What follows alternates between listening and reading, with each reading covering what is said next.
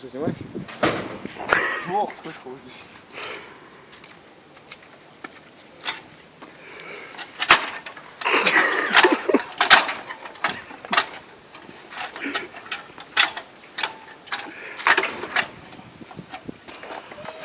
Все, поймал, конечно.